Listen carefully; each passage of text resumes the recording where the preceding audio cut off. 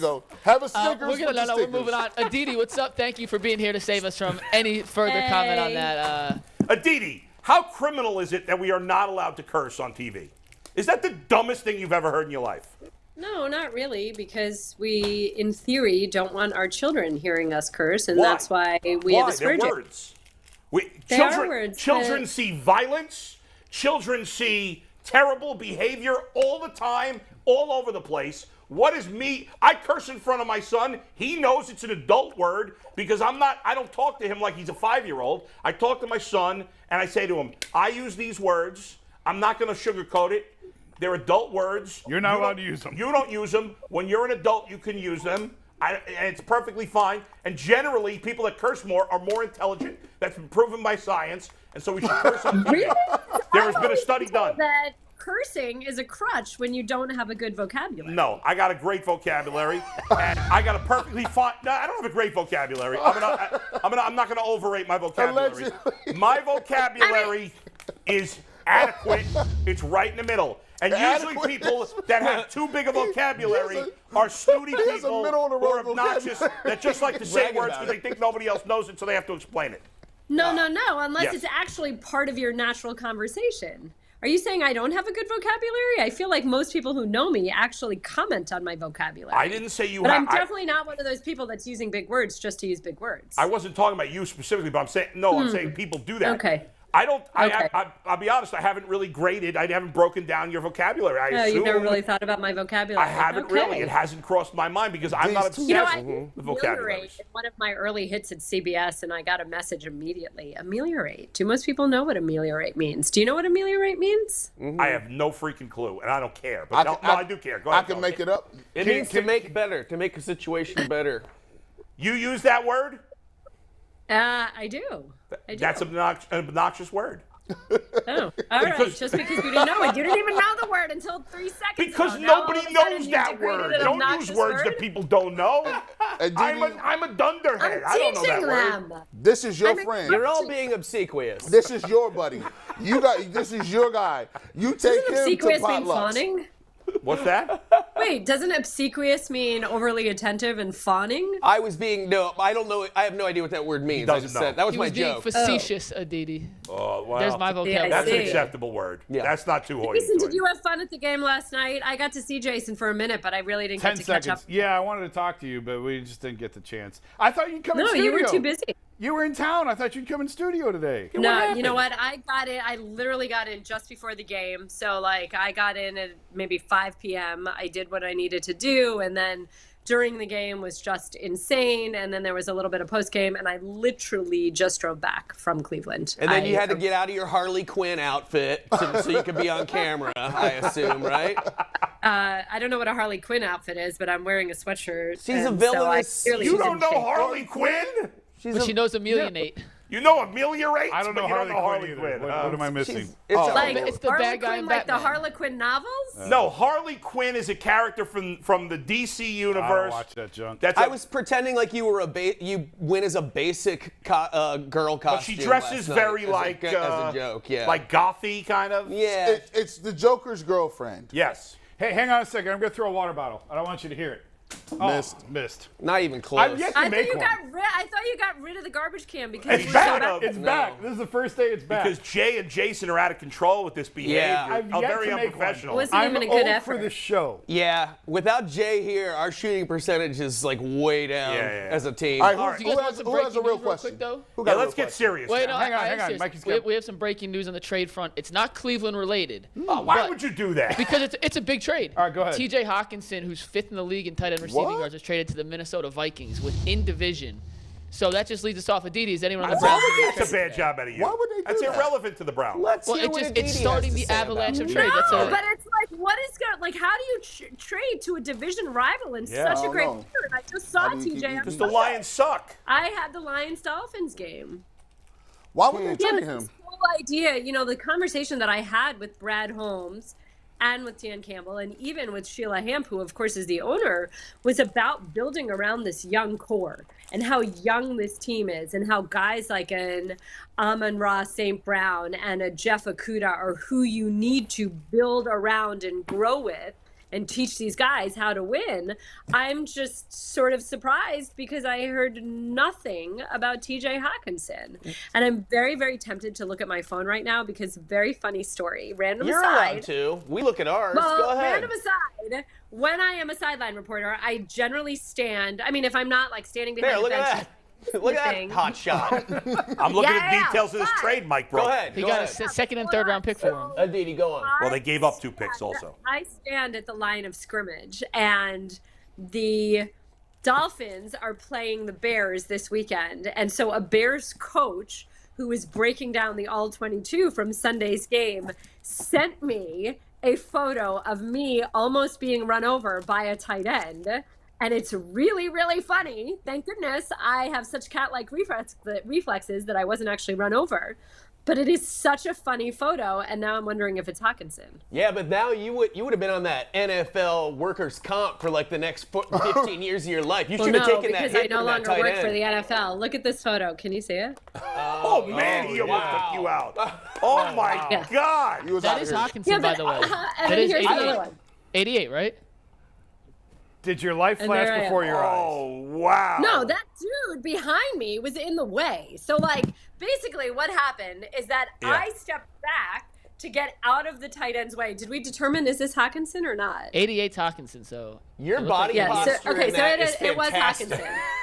You're- Oh my gosh. So it was totally, this is probably why they traded him, that he almost ran me over, right? Oh, my You God. honestly you look like a cat that sees a dog coming.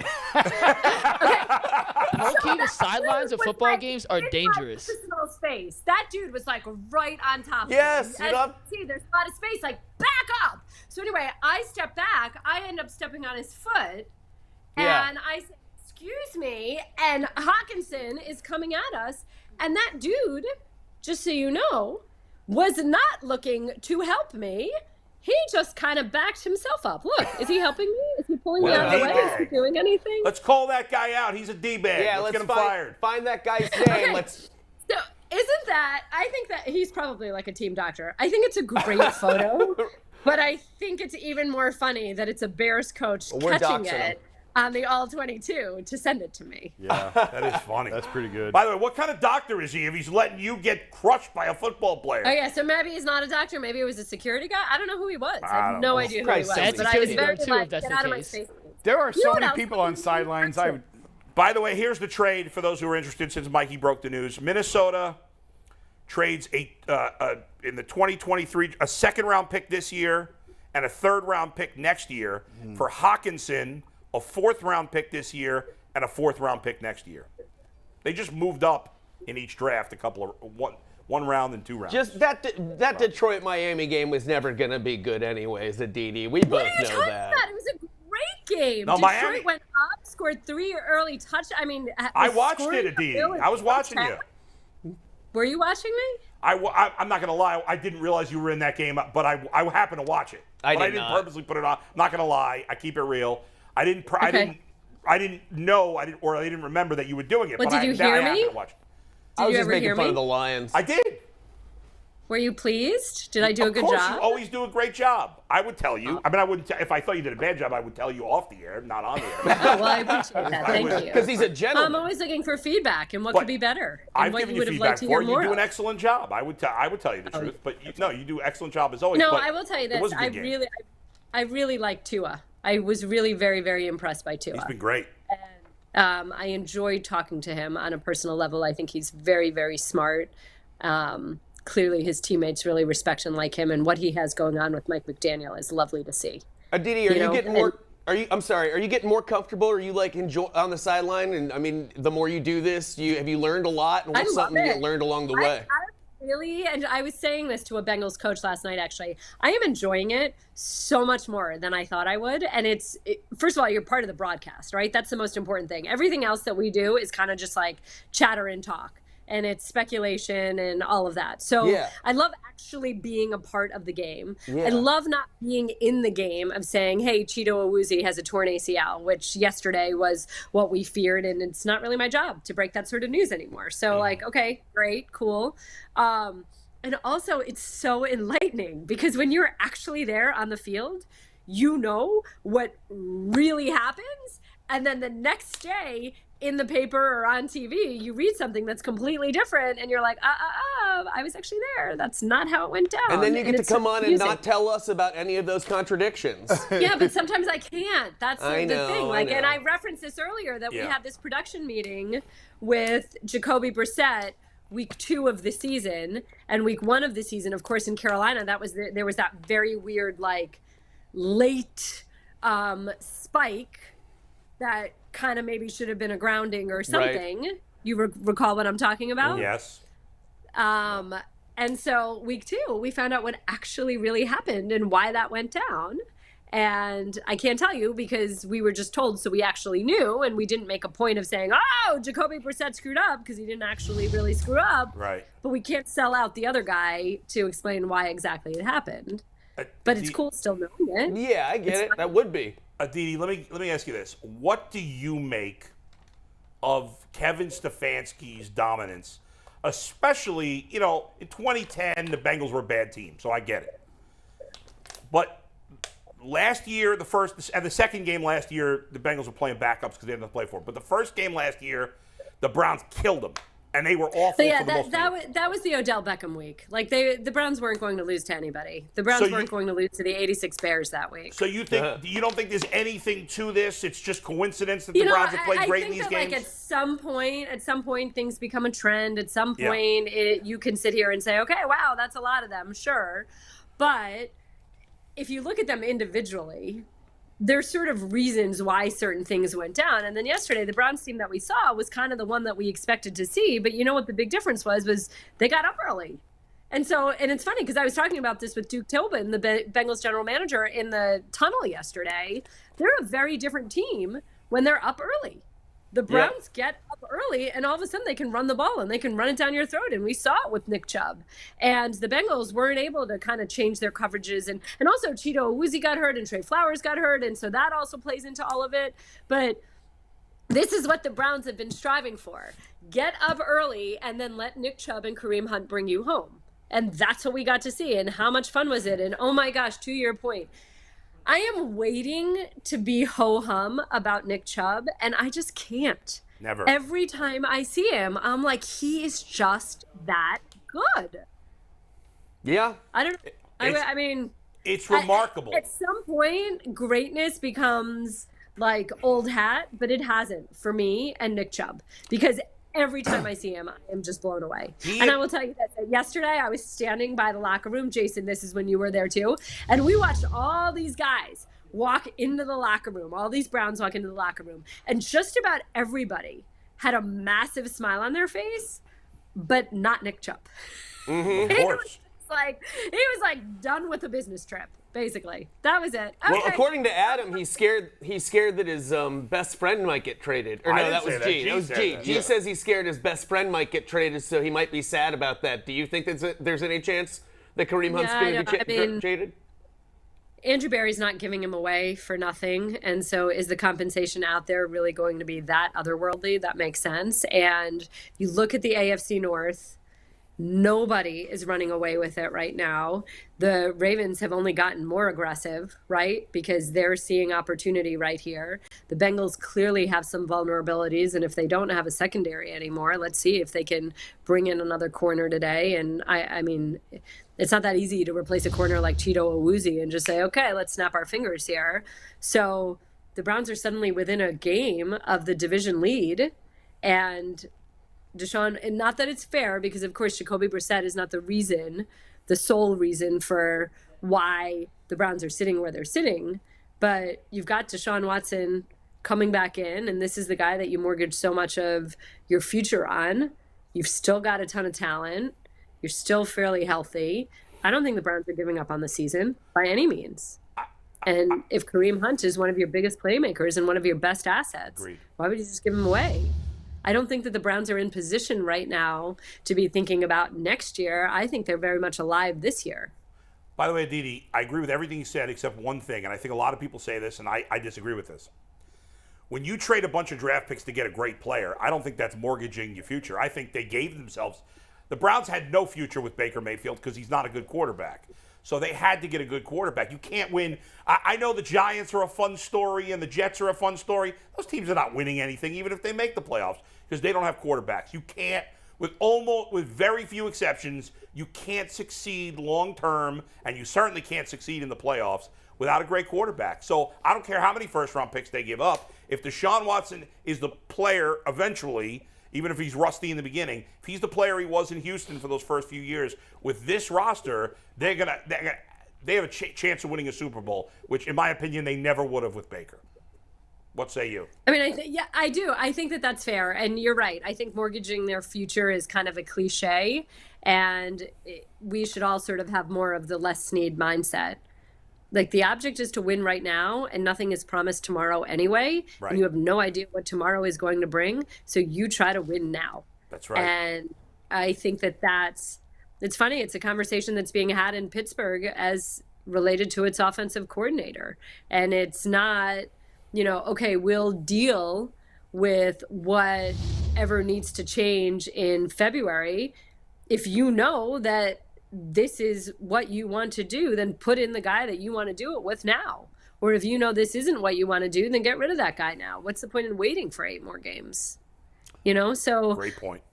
I do agree with you, and I just don't think the Browns have given up on the year, and I don't think there's any reason for them to give up on the year. And in fact, Adam, isn't that the conversation we had last week when we were talking about Kareem Hunt? This is exactly what you said. You said, wait until Monday, and if the Browns win, then don't move him because they're alive, and if they lose, they're done. And I said, well, I don't know that they're really done, all things considered, in the shape of the NFL right now and how much bad football we're seeing and what sort of records it's going to take to get into the playoffs. And it is just about getting into the dance. Like, that's where we disagreed. But I don't think there's any Browns fan right now who can't look at yesterday's result and say, we are very much alive. Yeah. Didi, we argue all the time. Now I think it's to the point where we're arguing about semantics. Yeah, right. Where do you come off on the the Nick Chubb over 20 carries, under 20 carries? Do you believe that there is a certain amount of carries that he should get, or is it just a feel thing, or do you think give him balls just as much as possible? And let me just give you the context.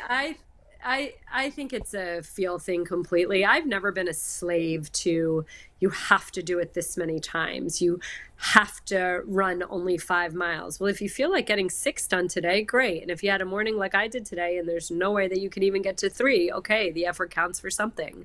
So I think if Nick is not getting hit a lot and it's all coming easy to him and the holes are enormous and all of a sudden he's at 24 carries and he's not gassed, okay, why would you stop him?